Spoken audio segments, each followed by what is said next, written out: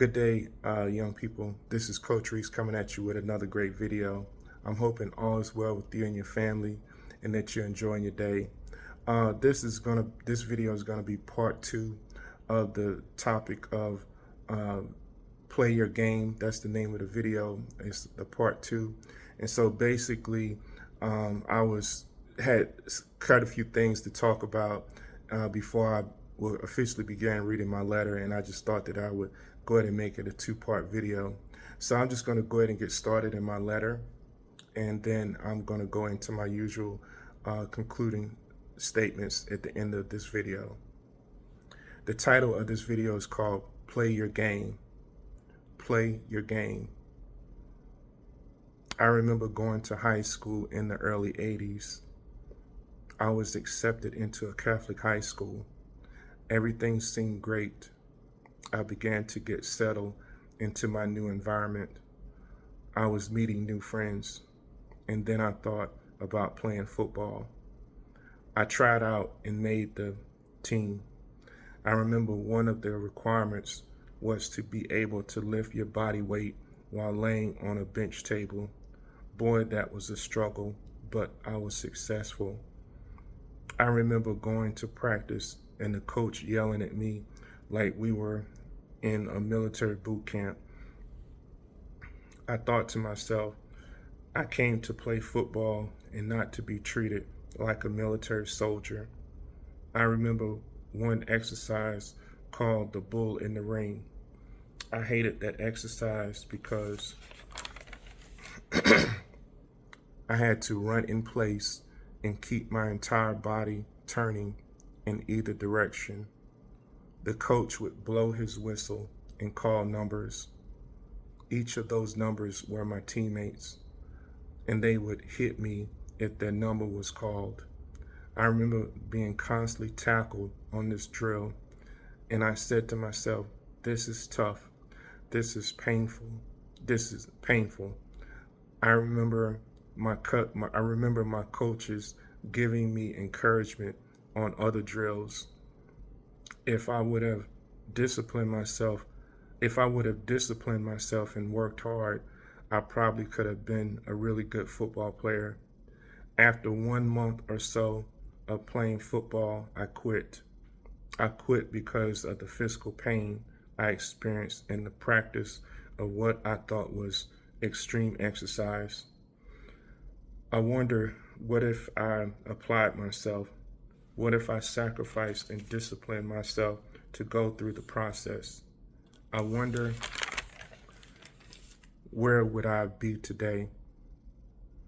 Young people, playing sports is a beautiful thing.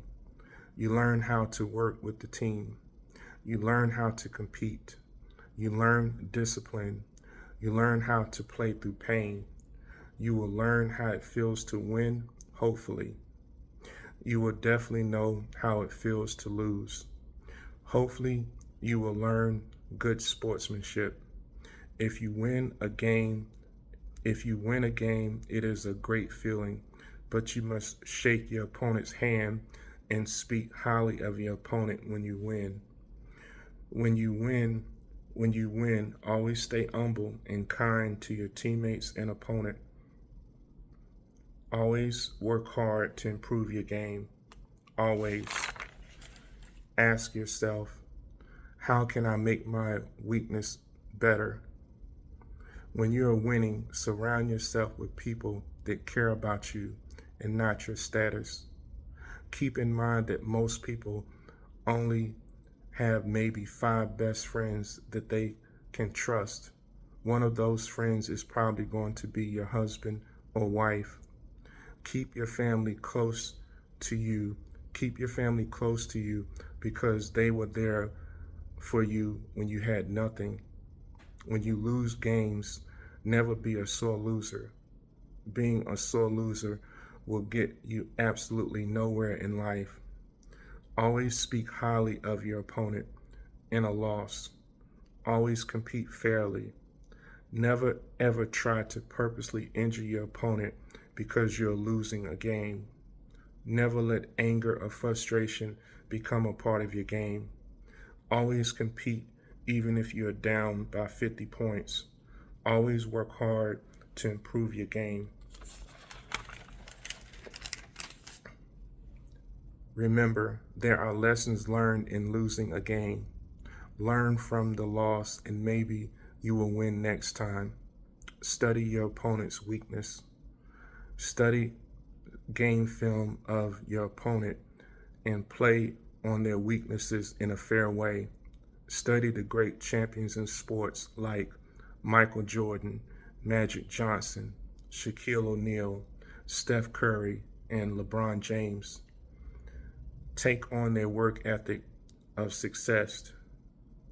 Take on their work ethic of success. Work on your mental strength. You have to be mentally strong to be a good athlete. Always think positive if you lose it. Always think positive even if you lose the game. There's some positive in losing because you have to have something to build upon. You have to have something to strive for in order to be a champion. Remember, as an athlete playing a team sport, focus on how you can improve your game and how to help your teammates get better.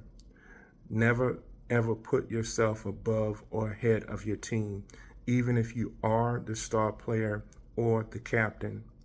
Remember, you cannot win a championship alone. Be a good, humble, honest, peaceful, and intelligent athlete, and the sport will take care of you. Okay, young people, that concludes my letter for today. And at the end of all my videos, I touch on the topic of wisdom, and I touch on the topic of critical thinking, and then I end my video with the ending statement of practice. So I'm gonna go ahead and get started with the 3 points on wisdom. Point number 1, wise people are good listeners. Wise people are good listeners.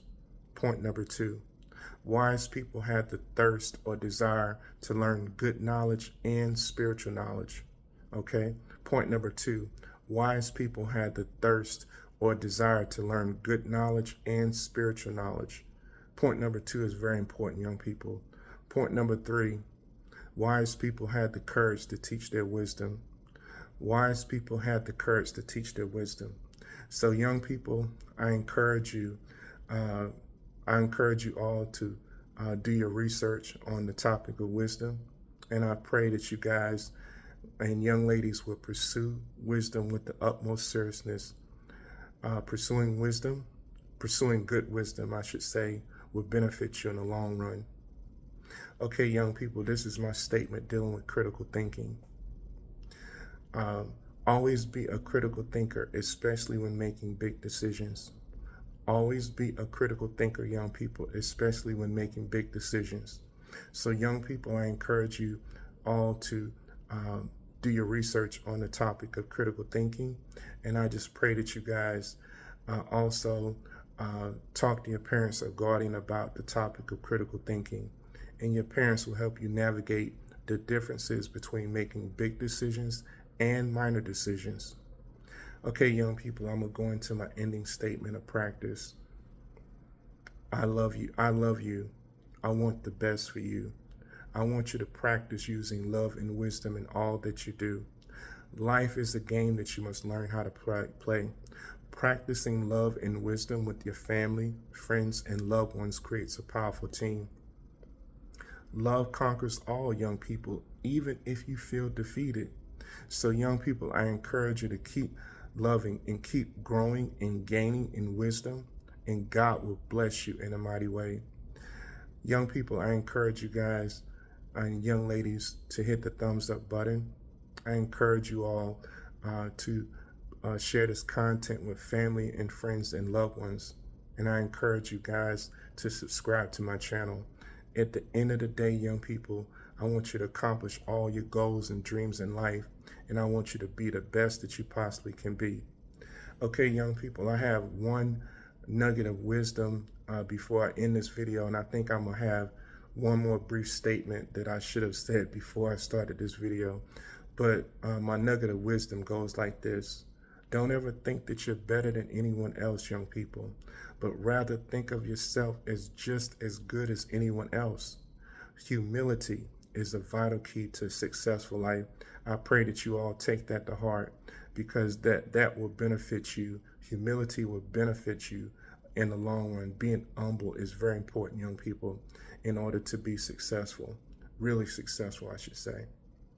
I just want to say this before I officially conclude the video, and this is a message for the fellas that are athletes, that are basketball players or football players or whatever. And I just want to let you know that some women will pursue you because they're trying to get something from you. You know, a lot of women are looking at you and they can see the dollar signs, young men. And I'm just telling you to keep the majority of the young ladies at arm's length, because they probably want to get pregnant by you so that they can lock into your money. Okay. Now, basically, you know, I would pursue women that that you were dating or whatever before you got rich. Does that make any sense? Like, focus, if you in the arena for dating as an athlete, I would focus on the young ladies that supported you when you had nothing. Does that make any sense? Because there's a good chance that when you have money, they will love you for you and not your money. Okay. You always want to be in a marriage where that young lady loves you for who you are and not your money. You understand what I'm saying? Because I'm going to tell you something. Money cannot buy you happiness.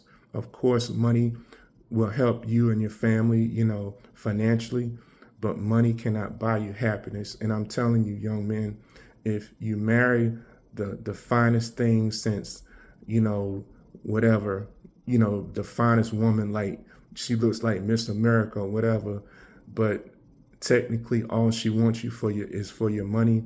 I'm telling you, young people, at some point you're going to be extremely miserable, because if by chance you don't have the money, you understand what I'm saying? She's either going to be very upset with you, or she may simply just leave you. And there you are, you're going to be stuck in a situation where you're hurt and frustrated because you thought that she loved you for you. So just keep that in mind, young people. I'm going to go ahead and conclude my video by saying this. May God bless you and may God keep you until we meet again.